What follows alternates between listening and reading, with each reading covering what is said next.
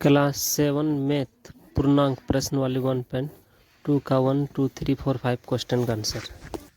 Class 7 प्रश्न वाली 1.1 1.2 एक नंबर निम्नलिखित के मान ज्ञात कीजिए।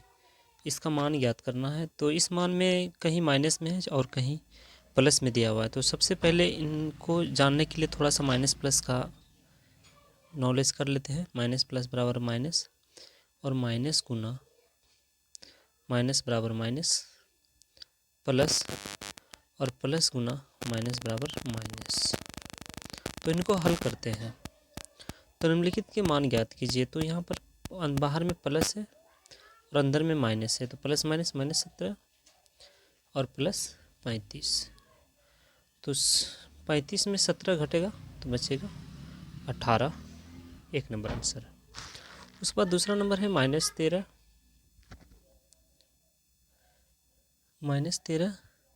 और तो प्लस माइनस -13 और माइनस माइनस चूँकि यहाँ पर दिया हुआ है माइनस माइनस प्लस होता है तो +7।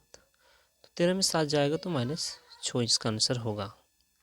आप इस तरह से बराबर कर सकते हैं हर क्वेश्चन को, जो इसमें देखने में बहुत अच्छा लगेगा। उसके बाद यहाँ पर है 18, उसके बाद यहाँ पर है प्लस माइनस -4, तो 18 में 4 जाएगा 14। आप इस तरह बराबर दें, क्वेश्चन देखने में बहुत सुंदर लगेगा। यहाँ पर -21 है तो इसलिए प्लस माइनस -21 ही आंसर होगा। तो यहाँ सोल्यूशन करते हैं।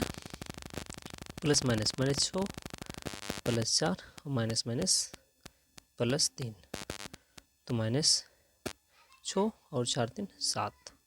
तो यहाँ पर जो आंसर होगा 1। यहाँ पर भी उसी तरह करते हैं। 8 -3 और माइनस माइनस +8, 8 8 16 कैलकुलेशन और -3, तो 16 में 3 जाएगा 13 आंसर हो जाएगा इसका। उसी तरह यहाँ पर कैलकुलेशन करते हैं।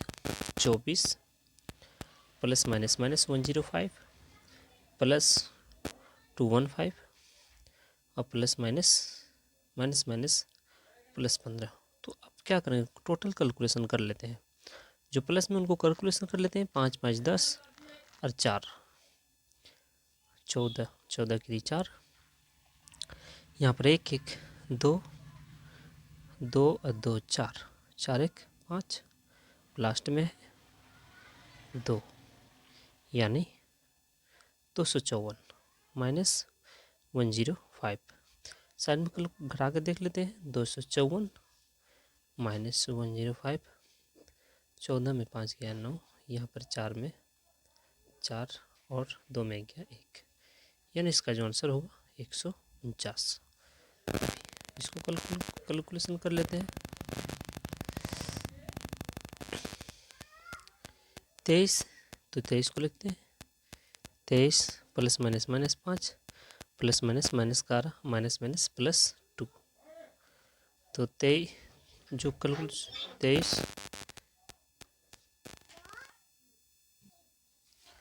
तो -23 +23 है। उसके बाद माइनस, तो चूँकि हम दोनों को कैलकुलेशन कर लेते हैं, एक बार और लिखते थे।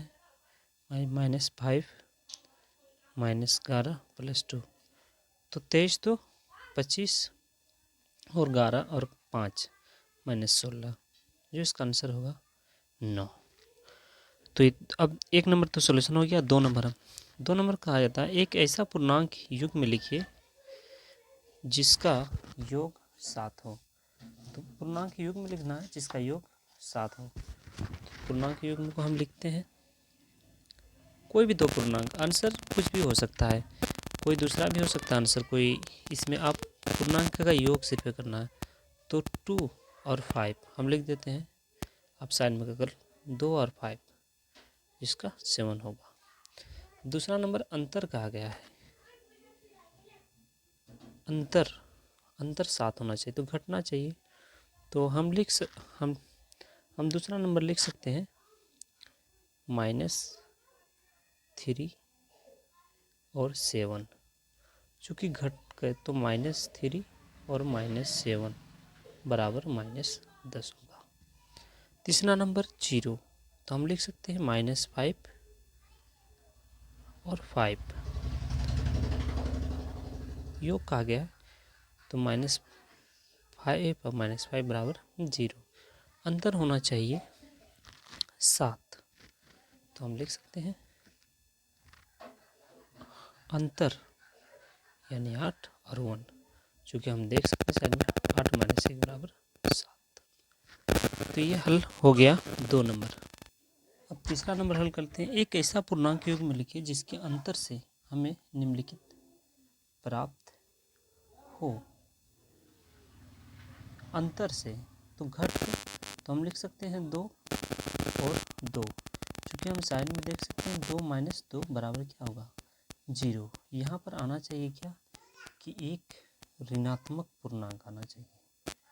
तो कोई भी हम 0 और 1 दे सकते हैं, चूँकि हमको यहाँ पर कहा गया कि अंतर से होना चाहिए। तो साइड में देख सकते हैं 0 और -1, मतलब 1, चूँकि माइनस में इसलिए क्या होगा -1।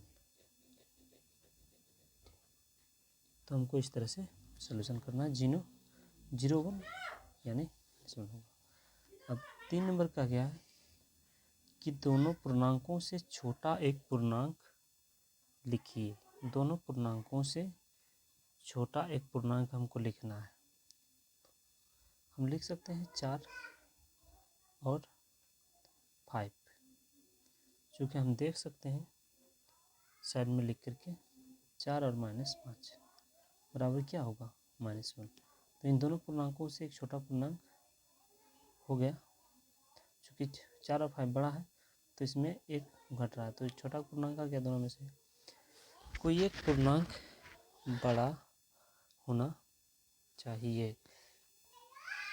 अब 4 नंबर का गया कोई एक पूर्णांक बड़ा होना चाहिए। तो कुछ भी हम लिख सकते हैं, जैसे 7 और 2। साइड में हम देखते हैं 7 और -2, तो इन दोनों में क्या होगा 5, यानी कोई एक बड़ा होना चाहिए। तो 2 से बड़ा है 5, तो ये आंसर हो गया। अब 4 नंबर हम चलते हैं। 4 नंबर सॉल्यूशन करते हैं। निम्नलिखित को लिखिए। एक ऐसा ऋणात्मक पूर्णांक युग्म जिसका योग -8 होना चाहिए। तो ऋणात्मक पूर्णांक हमको बोल रहा, पहले नंबर वो ऋणात्मक पूर्णांक बोल रहा, तो हम लिख देते हैं -4 और -4। ये भी क्या है, दोनों ऋणात्मक पूर्णांक, और इसको जोड़ने के लिए तो -4 और प्लस बीच में होगा -4। तो सॉल्यूशन जो होगा लास्ट में -4 और प्लस -4, तो होगा क्या -8। तो आ गया। दूसरा नंबर बोलो एक ऐसा ऋणात्मक पूर्णांक जिसका अंतर होना चाहिए 8। तो हम लिख सकते हैं ऋणात्मक पूर्णांक जो कि दोनों होना चाहिए, -16 और -24। अंतर बोला गया है, साइड में देते हैं -16 प्लस माइनस, चूँकि अंतर का गया तो -24। सॉल्यूशन करते हैं -16 और माइनस प्लस 24, जो 24 ज़्यादा है और -16 कम है, इसलिए यहाँ पर 8 होगा। तीसरा नंबर सॉल्यूशन करते हैं। एक ऐसा पूर्णांक योग में जिसका योग 0 हो। तो यही है पूर्णांक योग में जिसका योग हमको 0 है, तो 5 और -5 दे देते हैं, चूँकि हम लिखते हैं 5 प्लस -5, चूँकि इसका सॉल्यूशन करते हैं तो 5 प्लस -5 बराबर 0।